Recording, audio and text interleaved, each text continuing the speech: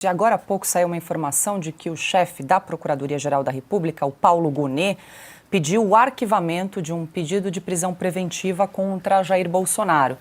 A solicitação havia sido feita depois de o ex-presidente convocar manifestações em Copacabana, no Rio.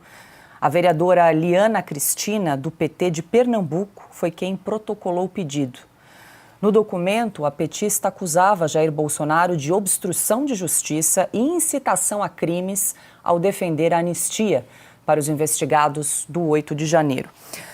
Ana Paula Henkel, muito boa noite, seja bem-vinda. A informação que saiu agorinha há pouco. Eu sei que você também está aqui um olho também nesse anúncio de Donald Trump sobre essas novas tarifas. Ana, a gente já chega lá nesse assunto, mas falando aqui de Brasil, antes de falar sobre essa definição aí do PGR pedindo o arquivamento, né, se manifestando pelo arquivamento do pedido de prisão, recebi a informação de que o seu artigo desta semana na Revista Oeste, a carta aberta que você escreveu ao ministro Luiz Fux, está aí na tela para quem nos acompanha, está liberada para não assinantes. Então, aliás, você tem 2 artigos nessa edição da Oeste, né, Ana? Nessa edição 262, mas a carta aberta, então, ao ministro Luiz Fux, esse que está na tela, fica liberada, disponível também para quem não é assinante da Revista Oeste. Lembrando que o artigo de capa do José Roberto Guzzo também está aberto para quem não assina o Oeste. Está aí uma oportunidade para você conhecer um pouco mais do nosso conteúdo. Agora sim, volta para mim aqui, deixa eu dar boa noite, boas-vindas. Ana Paula Henkel, muito boa noite. Boa noite, Paula. Boa noite, Pioto, Silvio, mestre Augusto e toda a nossa audiência.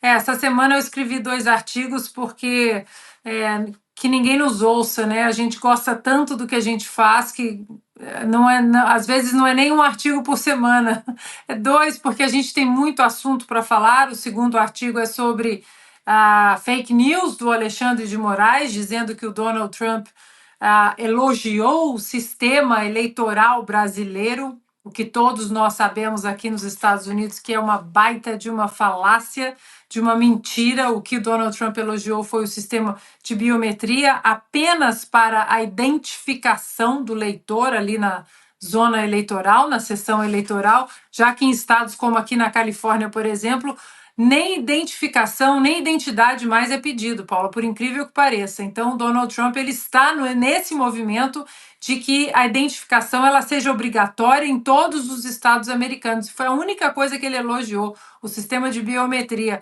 Ele abomina completamente qualquer tipo de urna eletrônica, mas o Alexandre de Moraes tentou emplacar, né, aquela falácia ali, não foi sem querer, foi de propósito.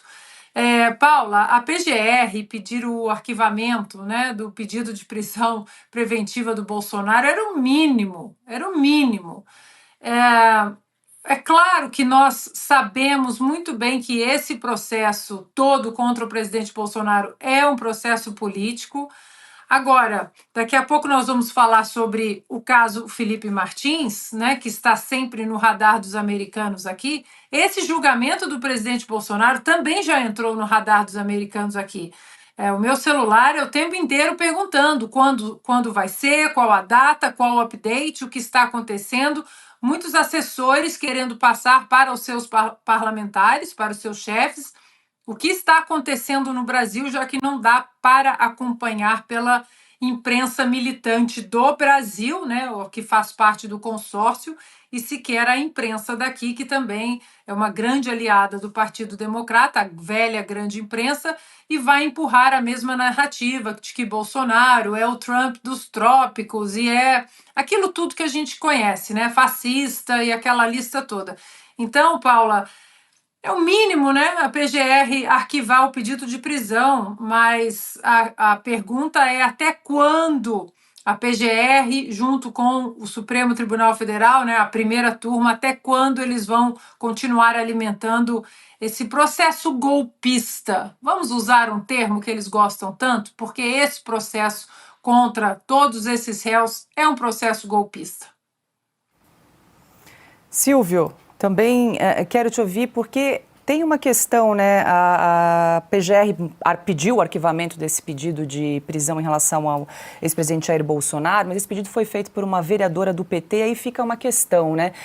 De alguma forma estão tentando intimidar os brasileiros a irem às ruas, a se manifestar de maneira pacífica, chamando a convocação dos atos em favor da anistia de incitação ao crime? Isso pode gerar, Silvio, algum pânico, algum medo na população? Não, acho que isso não. Medo, pânico, não. Eu acho que a Avenida Paulista estará lotada no próximo domingo e mais gente, seguramente, vai às ruas no domingo do que foi em Copacabana, no Rio de Janeiro, e depois outras e outras vezes, porque a defesa da anistia aos presos políticos do 8 de janeiro é uma pauta humanitária, é uma pauta que mobiliza a sociedade e, evidentemente, em alguns casos sensibilizaram ainda mais as pessoas, como, por exemplo, o caso da cabeleireira Débora e o crime do batom, que estampa a edição dessa semana, o artigo de José Roberto Guzzo, Paula. Isso vai ser um crescente. Eu tenho certeza que será uma escalada. A intimidação é diferente. A intimidação, ela parte do ministro Alexandre de Moraes, que poderia, por exemplo, ter arquivado de ofício. Por que ele não arquivou o pedido de uma vereadora do PT do Recife? Porque, sendo assim, o Supremo Tribunal Federal, a última corte recursal do país, que deveria guardar a Constituição, deveria ser uma corte discreta, uma corte que se manifesta somente nos autos. Sendo assim, a Suprema Corte torna-se um balcão para você apresentar requerimentos contra qualquer coisa. Então você estraga totalmente o ordenamento jurídico do país, você atropela o Estado de Direito, você torna tribunais de primeira instância nulos, porque, por exemplo, estamos falando do presidente Jair Bolsonaro. O presidente Jair Bolsonaro tem prerrogativa de foro hoje? Não. Ele está cometendo qual crime? Nenhum.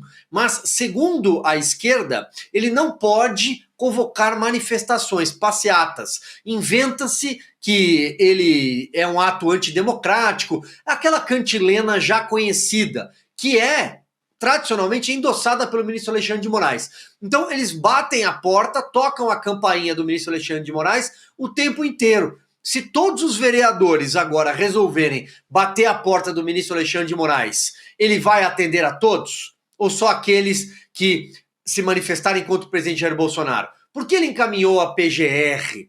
É um rito? Ele vai dizer que isso é um rito? Não, ele poderia ter simplesmente arquivado de ofício.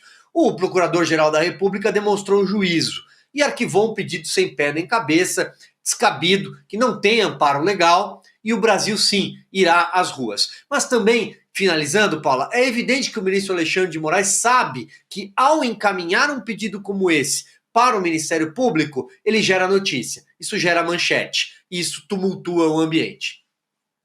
Augusto, e esse pedido feito por uma vereadora do PT aí mostra uma preocupação também dos petistas em relação a essa pauta da anistia que tem avançado, tem crescido muito no país? Sim, porque eles acham que ninguém se reuniu no Rio e em São Paulo vai ser um fracasso, tal, porque estão tentando impedir. O povo tem de ignorar solenemente esses pedidos de vereador, esse tipo de julgamento por parte do Supremo, porque não pode, certas barreiras não podem ser ultrapassadas, certas fronteiras, essa é uma. Vai proibir agora a manifestação popular? O povo vai para as ruas no domingo e vai se manifestar, ou o povo não pode dizer o que pensa. Em que se baseia a vereadora para pedir isso aí? Numa bobagem. Quer dizer, o Supremo vai, julga em última instância, o perseguido não tem como apelar para outra corte e depois o povo não pode dizer o que pensa disso. Todo o poder emana do povo e em seu nome é exercido por representantes eleitos ou diretamente. No caso, é diretamente mesmo. O povo pode se manifestar nas ruas. As ruas pertencem ao povo e a manifestação vai ser feita.